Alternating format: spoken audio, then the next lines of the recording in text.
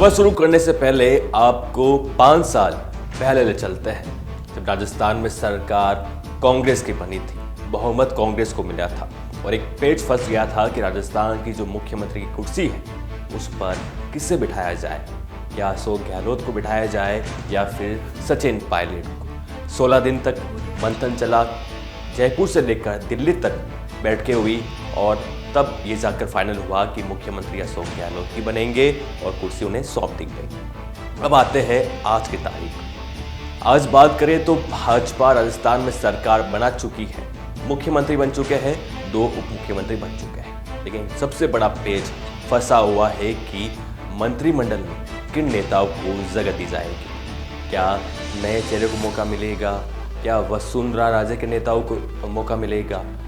पेच फंसा हुआ है, सस्पेंस बरकरार है। आज सुबह माना जा रहा था कि आज हो सकती है मंत्रियों की शपथ हो सकती है, लेकिन ऐसा नहीं हुआ और माना जा रहा है, जो सियासी जानकार वो दावा कर रहे हैं कि अभी और समय लगेगा, 4 से 5 दिन लग सकते हैं मंत्रिमंडल के विस्तार में। भजन लाल शर्मा को तो मुख्यमंत्री बना दिया गया है, नया चेहरा थे, पहली बार विधायक बने थे जयपुर में, सांगानेर जो विधानसभा सीट है वहाँ से, और मुख्यमंत्री कुर्सी सौंप दी गई है। जातीय फैक्टर भी मायने रखेगा। तो बात करते हैं कि किन किन नेताओं का नाम चल रहा है। हम आपको जो नेता भाजपा में दावेदार माने जा रहे हैं, तय माने जा रहे हैं कि हाँ ये तो मंत्री बनेंगे ही, तो वो कौन कौन से नाम है मैं आपको सर्वप्रथम वो बताता हूँ। शैलेश सिंह, नौक्सम चौधरी, संदीप शर्मा, जवाहर सिंह भेड़म और महेंद्र प्रतापपुरी, राज्यवर्धन सिंह राठौड़ और डॉक्टर किरोड़ी लाल मीणा। ये वो 8 नाम है जो बताए जा रहे हैं कि मुख्यमंत्री की जो कैबिनेट है उसमें शामिल हो सकते हैं। अब भाजपा फंसी क्यों है? भाजपा को इतना समय तो मुख्यमंत्री का जो नाम है वो डिसाइड करने में नहीं लग रहा था, 2 उप मुख्यमंत्री का नाम डिसाइड करने में नहीं लगा हुआ था। इतना समय क्यों लग रहा है? आपको बता दें कि 15 दिसंबर को मुख्यमंत्री के रूप में भजन लाल शर्मा ने शपथ ली थी, 2 मुख्यमंत्री ने शपथ ली थी।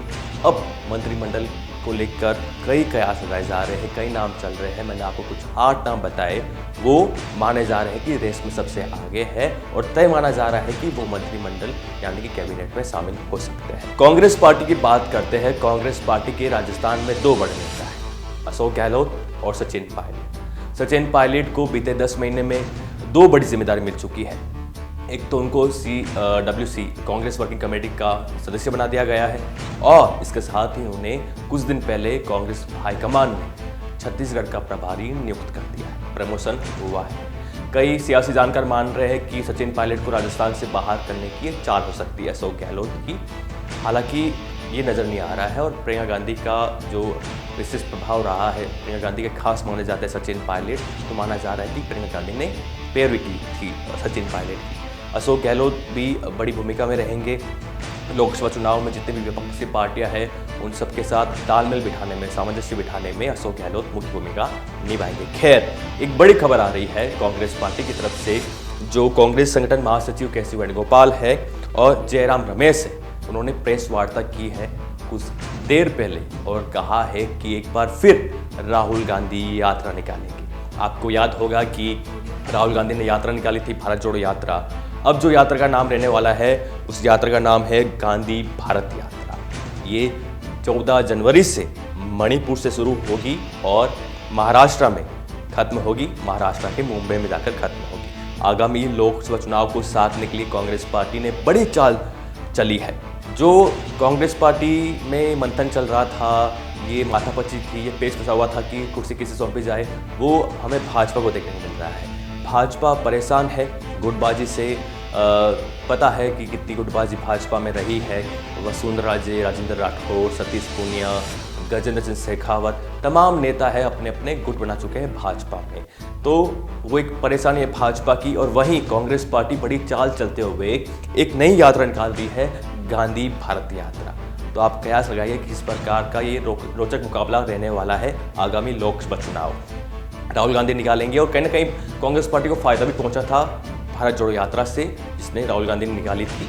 तो बड़ी ही कांग्रेस पार्टी के लिए अच्छी तस्वीर देखने को मिली थी, भीड़ देखने को मिली थी और देशवासी काफ़ी अच्छा रिस्पॉन्स दे रहे थे, बता रहे थे इस यात्रा को। तो अब देखते हैं कि गांधी भारत यात्रा इसको क्या मिलता है। बात करते हैं किन राज्यों से निकलेगी ये यात्रा, तो उसमें मणिपुर है, नागालैंड है, असम है, मेघालय है, बंगाल है, बिहार है, झारखंड, ओडिशा, छत्तीसगढ़, यूपी, एमपी, राजस्थान में भी निकलेगी ये यात्रा और महाराष्ट्र। तो बड़ा ही रोचक होने वाला है आगामी लोकसभा चुनाव, और ये 14 राज्यों में से होकर निकलेगी और 85 जिलों में से ये यात्रा निकलेगी। अब देखते हैं कि राहुल गांधी जो ये यात्रा निकालेंगे इसका किस तरह से कांग्रेस पार्टी फायदा उठा पाती है। राजस्थान में भी निकलेगी, क्या राजस्थान में फिर एक बार अशोक गहलोत, सचिन पायलट यात्रा में साथ दिखाई देंगे? क्योंकि हम बात करें बीते 5 सालों में तो अशोक गहलोत, सचिन पायलट एक साथ नजर नहीं आए हैं। नजर केवल उस वक्त आए हैं जब हाईकमान से कोई बड़ा लीडर राजस्थान में चुनावी यात्रा या कुछ बड़ा कार्यक्रम में आया था, तब ही दोनों नेता साथ नजर आए हैं। अब देखते हैं कि नेता साथ में नजर आते हैं या फिर नहीं। पायलट कैंप के नेताओं का कहना है कि जो हार हुई है उसके पीछे एक बड़ी वजह है कि टिकटों का जो वितरण है वो ठीक तरह से नहीं किया गया है। कई फैक्टर मायने रखे हैं और गहलोत पायलट की जो अनबन अदावत, जो दूरियों की खाई है वो गहरी होती चली गई, तो वो भी एक बड़ा कारण है। फिर बता दें कि अब राजस्थान में माना जा रहा है कि मंत्रिमंडल का विस्तार हो सकता है, लेकिन होगा कब, ये सबसे बड़ा सवाल है। किन नेताओं को जगह मिलेगी? हमने आपको 8 नेताओं के नाम बताए, जिनमें मैं फिर बता देता हूँ कि शैलेश सिंह, बाबा बालकनाथ, नौक्सम चौधरी, संदीप शर्मा, जवाहर सिंह बेडम और महेंद्र प्रताप पुरी। इनके साथ ही राज्यवर्धन सिंह राठौड़ जो अटौर से चुनाव जीत के आए हैं, और डॉक्टर किरोड़ी लाल मीणा जो सवाई माधोपुर से चुनाव जीते हैं, पूर्व में राज्यसभा सांसद थे। उनको लेकर भी उनके समर्थक दावा कर रहे थे कि उनको जो सम्मान, जो तवज्जो मिलनी चाहिए थी वो नहीं मिली। उनको मुख्यमंत्री बनाना जाना चाहिए था, मुख्यमंत्री बनाना जाना चाहिए था, लेकिन तो ऐसा नहीं हुआ और माना जा रहा है कि मंत्रिमंडल में जगह मिल सकती है, लेकिन एक पेच फंसा हुआ है। उनको जगह मिलेगी नहीं मिलेगी, इसमें भी एक बड़ा सवाल यहाँ आके खड़ा हो जाता है, क्योंकि सियासी जानकार मान रहे हैं कि 40 से 55 साल के जो भी आयु के नेता है उनको ही तवज्जो मिलेगी, महिलाओं को भी तवज्जो मिलेगी। लेकिन अगर ये सत्य साबित होता है तो डॉक्टर किरोड़ी लाल मीणा 70 उम्र से ज़्यादा है, उम्रदराज है। हालांकि वो सड़क पर नजर आते हैं, कांग्रेस को, विरोधी पार्टियों को घेरने में कोई कसर नहीं छोड़ते, तो क्या उनको ये जगह मिलेगी, ये सबसे बड़ा सवाल है। अब देखते हैं कि मंत्रिमंडल का विस्तार कब तक हो पाता है, क्योंकि भाजपा चाहेगी कि लोकसभा चुनाव से पहले हम जातीय समीकरण को साथ ही क्षेत्रीय जनाधार वाले नेताओं को भी बड़ी भूमिका में हम उनको जिम्मेदारी दे, ताकि लोकसभा चुनाव में हमें फ़ायदा हो सके।